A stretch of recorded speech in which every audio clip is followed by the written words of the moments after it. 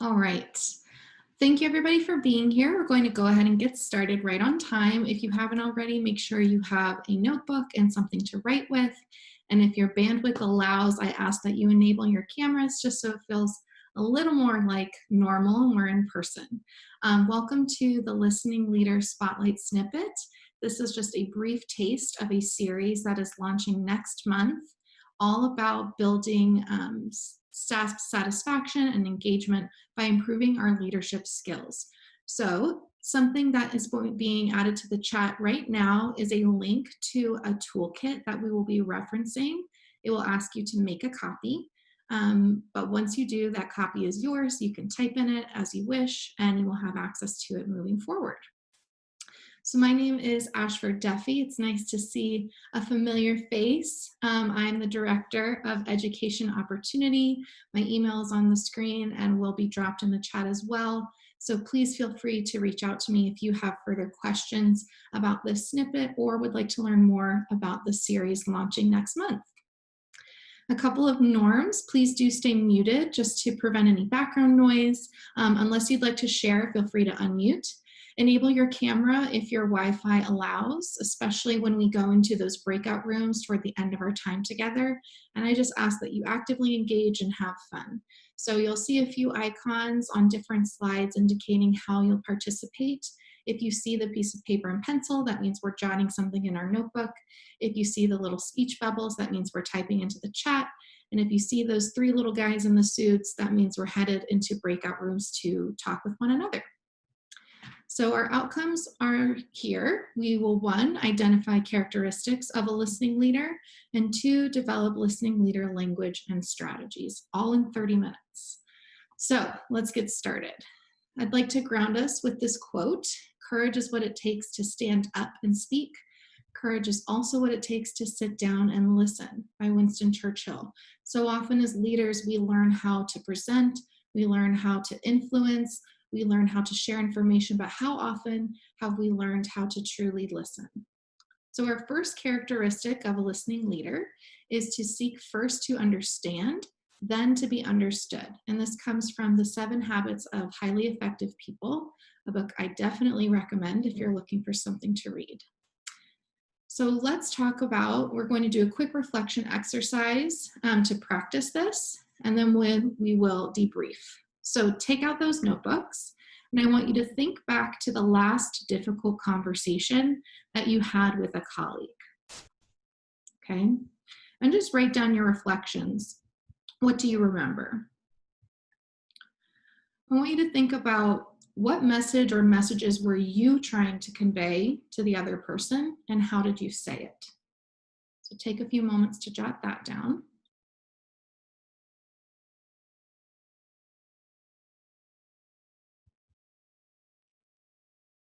All right. And these prompts will stay up here, so feel free to take a little more time if you need it.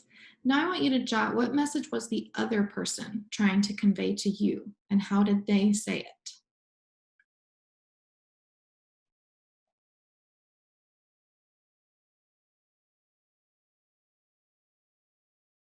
And now, as you've taken a moment to recall those details, which was easier to recall, your perspective or theirs? The messages you conveyed, or what they were trying to, or how you said it, or how they said it? So go ahead and type into the chat, which was easier to recall?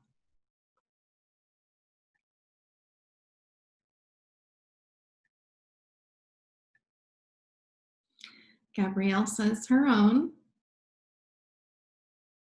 Love how you're just ready to jump in, Gabrielle. Yeah.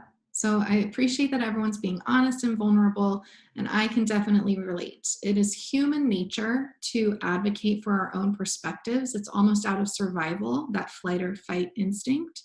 And so it takes a lot more work to focus on someone else's perspective than our own. So let's talk about a few ways that we can do that. So first is to listen to understand, not to respond. So summarize what the other person said, ask, did I understand you correctly? It's so much more important that you understand what they are trying to convey than perfectly articulating your own point. The second tip is to avoid interrupting, which can be so hard. Even if you have a clarifying question or you want to affirm what's being said, really try to wait until a complete thought has been shared and there's a natural pause. This shows that you really care about what's being shared with you. Thirdly, be okay with non-resolution.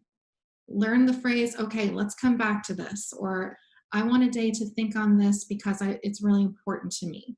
So make sure that you don't feel pressured to find resolution in that moment. It's okay to take a little bit of time for both of you. And then fourth, notice not just what is being said, but how it is being said. Attune to the other person's body language, their tone, their facial expressions, their eye contact. All of those cues can say a lot about their perspective and their emotion. Okay? So if you didn't quite jot everything down, no need to worry. It's all in that toolkit, that link that was provided to you at the beginning. So let's move to our second characteristic of a listening leader, which is to pursue diverse perspectives. And we'll do this with another exercise of reflection.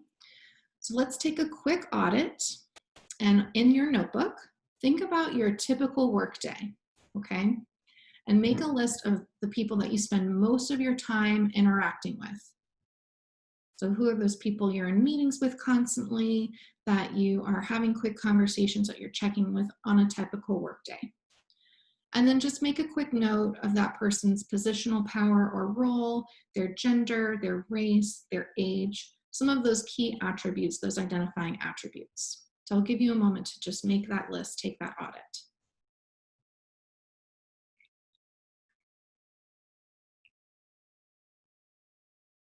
Okay. So after thinking about that audit, that group of people that you typically interact with, let's now be honest with ourselves about what perspectives we are missing related to different identifiers. So related to positional power. Think about, are you only interacting with other leaders in your building or your grade level chairs or department chairs? Or are you also seeking out perspectives from first-year teachers, paraprofessionals, the special education team, families, students? Okay, so second audit, think about related to gender. That list that you just made, does it sway more female, male, gender non-binary? So think about, are there perspectives that you're missing related to that identifier? Think about race. Are you noticing any trends in that list of people that you just listed? Who are you hearing from and who are you not hearing from? And then lastly, related to age. Are you typically interacting with folks who are around the same age range as you, or are you also seeking perspectives of those who are younger or older? Okay, so now that we've done that quick audit, what is a reflection that you have based on this perspective audit you did? Go ahead and type into the chat. What might be a next step, or what is a reflection that you have based on that audit? Go ahead and head to the chat.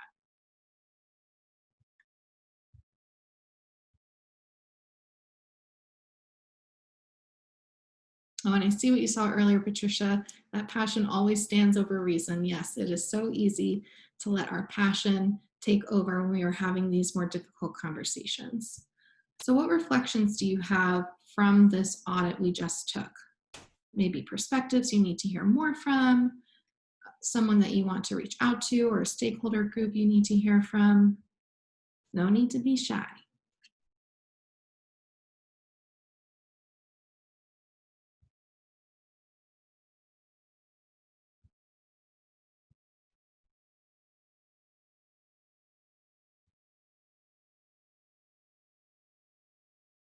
All right, as you all are typing those reflections in, let's move to some tips on how to pursue diverse perspectives. Oh, I see Beth coming in. I interact with a lot fewer people than an in-person environment. Absolutely. So we have to carve that time out, make ourselves available. I relate to students, usually younger than me, as well as my co-teachers. One thing I've noticed is along the lines of race. That's such an important reflection. Thank you, Patricia. So a few tips to better pursue diverse perspectives are: one, make time for frequent check-ins. So this goes to Beth's point earlier. Whether in person or virtual, weekly check-ins help you keep a pulse on your stakeholders' needs. You could try town halls, you could try office hours, you could try listening tours, but make time for those check-ins, especially in this virtual space that we're in. Next, take a daily lap. Easier in person. Obviously, that looks like popping into all of your classrooms, checking in with the folks that you lead, but virtually, this could look like logging into virtual classes and meetings just to listen in and see what's going on with the folks you work with.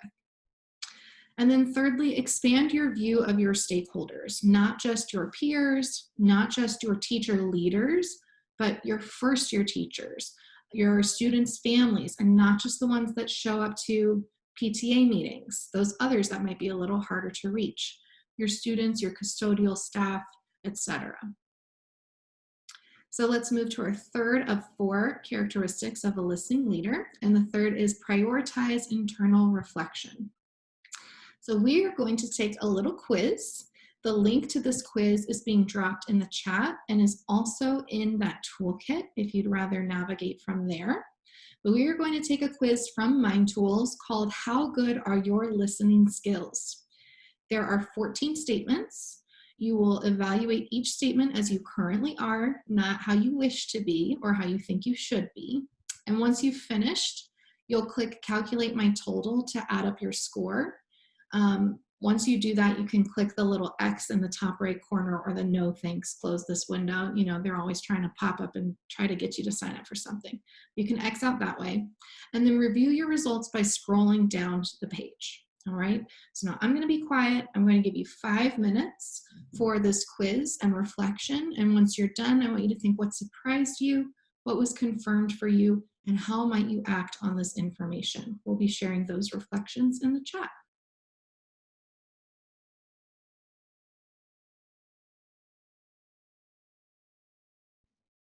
All right, start wrapping up.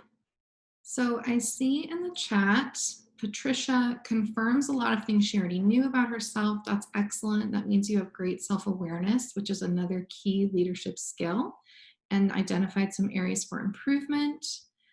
Britannia was surprised by her score, and there are some things she needs to work on, be more open-minded about people's perspectives and not go in trying to sway people to your side of the argument. That's huge. And you saw that the listening skills were broken down into different categories: empathic listening, active listening, and your ability to prepare to listen. So maybe you saw strengths on one end and some areas of growth on the other. So Beth, I allow myself to get distracted easily, and this interferes with my ability to truly listen. Yeah, I also had a harder time with the active listening skills. I learned, I really need to shut the laptop or turn the phone over and be fully present, which can be so hard when we have so many conflicting demands on us. Okay, excellent. So now that we've done that little audit, we're going to talk about some tips for prioritizing internal reflection. So one is to, after a difficult conversation or interaction, reflect first on what your baggage was or your assumptions that you brought to the table, okay? We have a lot more control over ourselves than we do of others. So what were some things that you brought to that interaction that could have been better? Secondly, keep in mind the other's noble story. When I say noble story, that means the best version of that other person, them at their highest self when they are firing on all cylinders. So check yourself when you have a singular negative narrative about a person. That means that you are ignoring their noble story, or you are attending to certain characteristics and not others, and that can really interfere with our ability to listen and build relationships. And thirdly, collect feedback on meetings, trainings, PD, with 360 surveys, etc. So this will help you reflect and improve on different areas, and it will also show your people that you are a listening leader, that you value what they have to say. So always take advantage of those opportunities to collect feedback. So our fourth and final characteristic is to listen and lead with empathy. So we are going to practice this through an activity called a constructivist listening dyad, which is just a fancy name for two people talking and listening to each other. So this is what it will look like. When you engage in these dyads, you agree to this commitment that is on the top of your screen to listen and think about you for a fixed period of time in exchange for you doing the same for me. I keep in mind that my listening is for your benefit, so I do not ask questions for my information. So here are our guidelines. Each person will be given equal time to talk because everyone deserves to be listened to. The listener does not interrupt, does not paraphrase, does not analyze, give advice, or break in with a personal story. This is strictly for listening. Confidentiality is maintained, and the speaker does not criticize or complain about a listener or about mutual colleagues, which I don't think will be a problem since we're probably all coming from different places. So here's what we're going to do. You're going to have 5 minutes in breakout rooms with a partner, okay? And you are going to answer this prompt. Growing up, what was your experience as a learner? I do want someone in the pair to keep a timer. So set a 2-minute timer. One person will share their thinking while the other person listens, and then you'll switch, all right?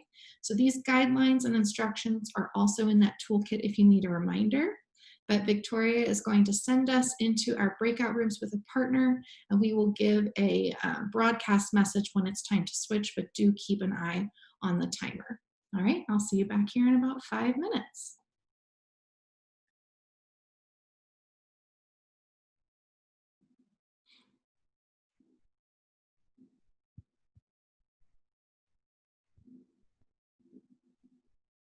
All right.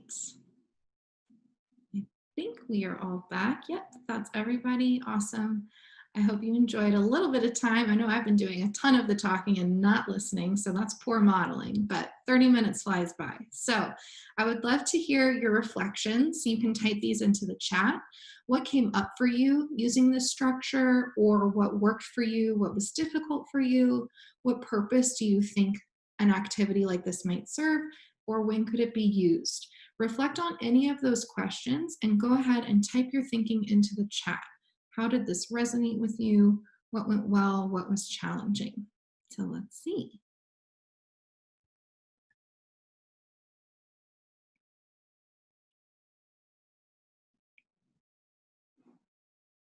Okay, so Patricia got to interact with someone with a very different background than her own, and it was very also involved in what she does and loves teaching.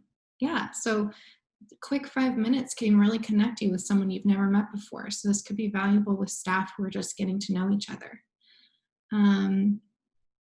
So Beth was really honest that usually during an activity like this, and she's supposed to be listening, she's thinking about what she's going to say. So when you remove the pressure to have to respond, you can truly just be present in the moment.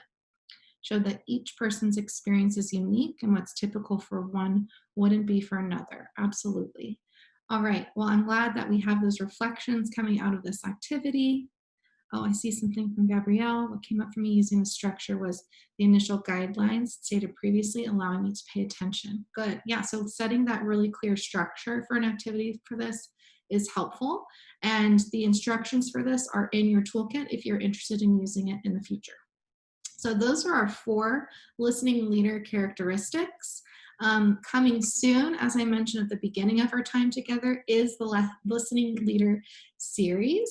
And it's all about increasing staff engagement and staff satisfaction. It will be hosted by yours truly on alternating Tuesdays beginning on September 22nd to December 15th. The link for more information or registration is in the chat and also in your toolkit. I'm excited about this offering because it's going to be a cohort of other education leaders. Myself, I'm a former educator and administrator, and we're really just going to be using and learning strategies to help us fine-tune our social emotional competencies and empathy for our stakeholders, which we need now more than ever with everything that's going on, to help us retain great talent. We want our incredible educators to stay in education, so we have to figure out what they need, and that happens by listening. So we are now going to move to feedback. This link is being dropped into the chat. You can click on that link, or it is also in your toolkit. You can click here where it says evaluation. I'm going to show you, for anyone who hasn't done the MindSpark training with us, what this looks like, because it is a little tricky. So on your feedback form, you will select me, Ashford. You will answer a couple of questions. I'm just going to put test to model, click submit, and then it will take you to a little thank you screen. You have to click that next link because that will take you to our attendance form. And that's how we keep your contact information and are able to send you a certificate of completion. So you should know the answers to all of these questions except perhaps this one. What session did you attend today? You will type in listening, leader, snippet, and then you will click submit. All right, so I'm going to zip it. I appreciate your feedback in advance. I'll be reviewing it after this session, and I hope that some of you are interested in joining us for the Listening Leader series. Feel free to email me if you'd like to ask me questions, or I'd be happy to hop on a call to talk more about it. But otherwise, we are done, and thank you so much for being here.